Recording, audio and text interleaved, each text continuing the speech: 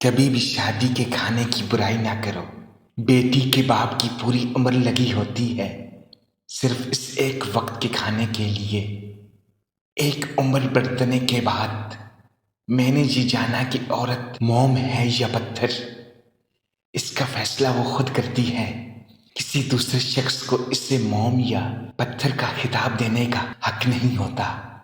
وہ خود چاہے تو محبوب کے اشاروں کی سمت مڑتی رہتی ہے، اور پتھر بننے کا فیصلہ کر لے تو کوئی شخص بھکاری بن کر بھی اس کی ایک نگاہ الفت نہیں پا سکتا۔ کتنی نازک ہوتی ہے لڑکیاں، پسند کا سوٹ نہ ملے تو عید نہیں مناتی، مگر ایک ناپسندیدہ انسان کے ساتھ چپ چاپ پوری زندگی گزار دیتی ہیں۔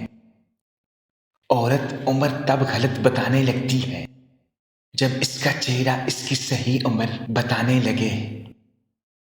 مرد اگر روکتا ہے ٹوکتا ہے تو اس کا یہ مطلب نہیں کہ وہ شک کرتا ہے یا اس پر اعتبار نہیں کرتا، بلکہ وہ اسے اپنی عزت سمجھتا ہے اور اس کا خیال خود سے بھی زیادہ رکھتا ہے۔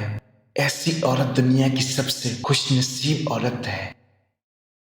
مرد کی محبت عورت کو کبھی مکمل سایہ نہیں دیتی، اس کے رویوں کی دھوپ کہیں نہ کہیں سے عورت پر پڑتی رہتی ہے۔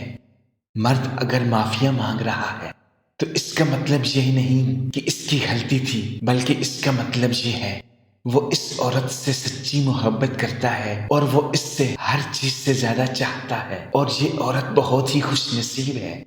اس مرد کو خوب محبت دو، ورنہ دنیا کی ظالم نگاہیں اسے تم سے چھین لے گی اور تم زندگی بھر کے پچھتاوے میں چین سے سو بھی نہیں پاؤ گی۔